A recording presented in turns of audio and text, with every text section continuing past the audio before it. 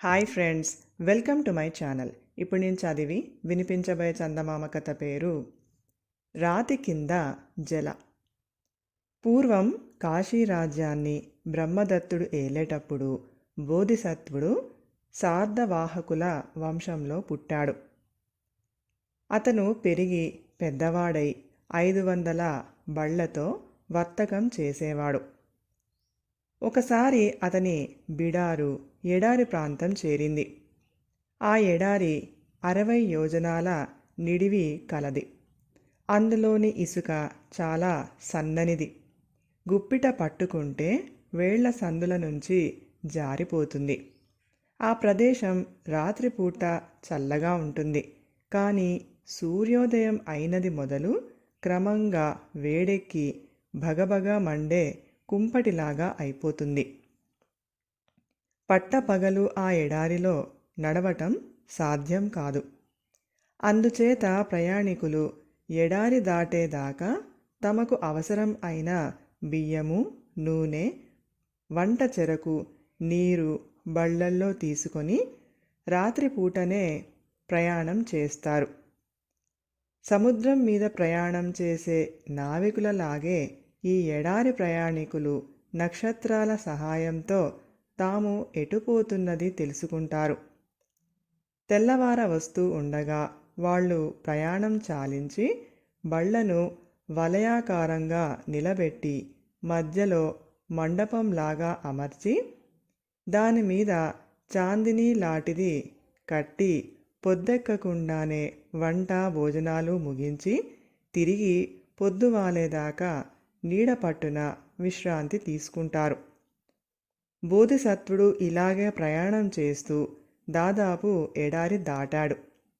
ఇంకా 1 యోజనం ప్రయాణం మాత్రమే మిగిలి ఉన్నది. ఆ రాత్రి ఆ యోజనము దాటవచ్చుననుకొని అతను సాయంకాలం బయలుదేరే ముందు తన సేవకుల చేత వంట చెరకు, నీరు పారేయించాడు. ఈ విధంగా బరువు తగ్గించుకుంటే ప్రయాణం మరింత చురుకుగా సాగుతుంది. అన్నిటికన్నా ముందు ఉండే బండిలో దారి నిర్ణయించేవాడు ఉంటాడు. అతను రాత్రంతా మేలుకొని ఉండి నక్షత్రాల గమనాన్ని జాగ్రత్తగా చూస్తూ ముందు బండి ఎక్కడ ఎటు పోవాలో కేక వేసి చెబుతూ ఉంటాడు. కానీ ఈసారి అతను నిద్ర చాలక బడలి ఉండటం చేత నిద్రపోయాడు. ఎడ్లు తోలేవాడు లేక అదుపు తప్పి వచ్చిన దారే పట్టాయి. అరుణోదయం అవుతూ ఉండగా అతను నిద్రలేచి నక్షత్రాలను గమనించి బళ్ళు వెళ్ళవలసిన దారికి ఎదురు దిక్కుగా అంటే వచ్చిన దిక్కుకే పోతున్నట్టు తెలుసుకొని బళ్లను వెనక్కు తిప్పండి అని కేక పెట్టాడు. బళ్ళు వెనక్కు తిరిగాయి. కానీ జరగవలసిన పెద్ద ప్రమాదం జరిగిపోనే పోయింది. తెల్లవారేసరికి బిడారు కిందటి సాయంకాలం బయలుదేరిన చోటనే ఉంది. నీరు మాత్రం లేదు. మళ్ళీ బళ్ళు వలయాకారంగా అమర్చి జరిగిన పొరపాటుకు విచారిస్తూ నిస్పృహతో మనుషులందరూ బళ్ళ కింద చతికిలబడ్డారు.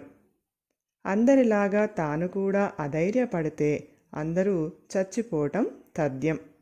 అందుకని బోధిసత్వుడు ఆ చల్లటి వేళ అటూ ఇటూ తిరుగుతూ నీటి జాడ కోసం అమిత శ్రద్ధగా చూస్తూ ఒకచోట గుబురుగా పెరిగిన దర్భల దుబ్బు చూశాడు.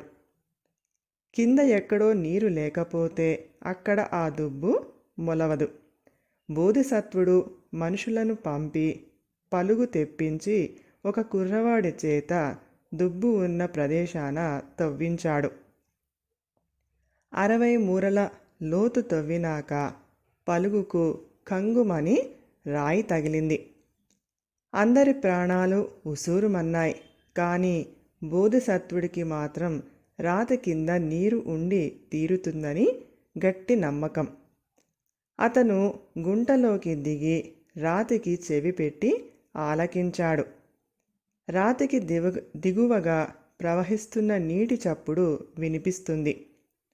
అతను గుంటలో నుంచి పైకి వచ్చి, బాబు, మనం ఇప్పుడు నిరాశ పడ్డామంటే అందరం చచ్చిపోతాం. నువ్వు కిందికి దిగి దీక్షగా ఆ రాతిని పగలగొట్టాలి. దాని కింద నీరు ఉంది. అది పైకి వచ్చిందంటే అందరూ బ్రతికిపోతాం అన్నాడు. బోధిసత్వుడు ప్రకటించిన విశ్వాసం మరెవ్వరికీ లేదు.